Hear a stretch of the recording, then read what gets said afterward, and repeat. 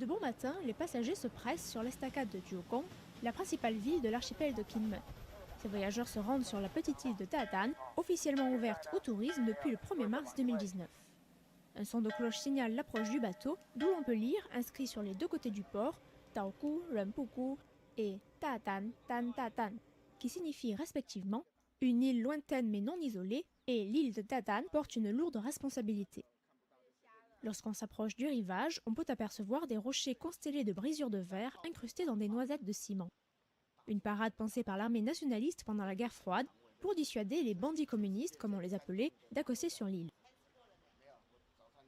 Vous voyez toutes ces pierres naturelles? Eh bien, c'est du granit nice pour être plus précis. C'est une roche qu'on retrouve largement à Kinmen, qui est 3,5 fois plus résistant que le marbre. Pendant la guerre civile, les obus ne parvenaient pas à les éclater. Autant dire qu'à cette époque, ce sont les roches de granit qui ont sauvé Kinmen. Pendant la deuxième crise du détroit de Taïwan, ce sont 470 000 obus qui ont été tirés contre l'archipel de Kinmen en l'espace de seulement 44 jours. Et sur ces 470 000 obus, 12 000 ont visé l'île de Dadan.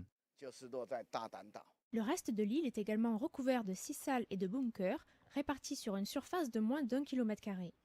On peut y observer absolument partout des slogans nationalistes et militaires qui témoignent de la détermination des forces du KMT de l'époque à regagner le continent.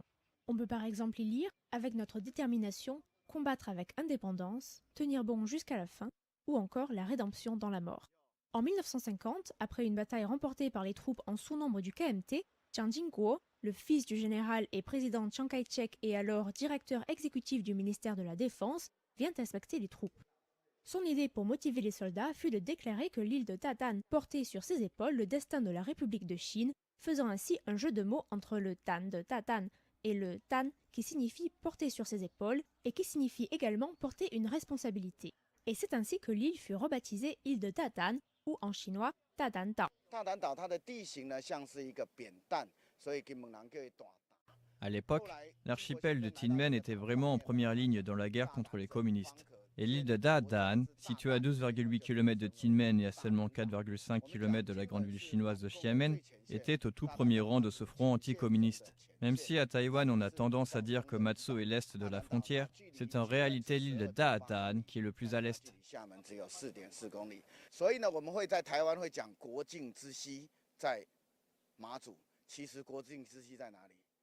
En 1950 eut lieu une autre bataille importante, celle du 23 août.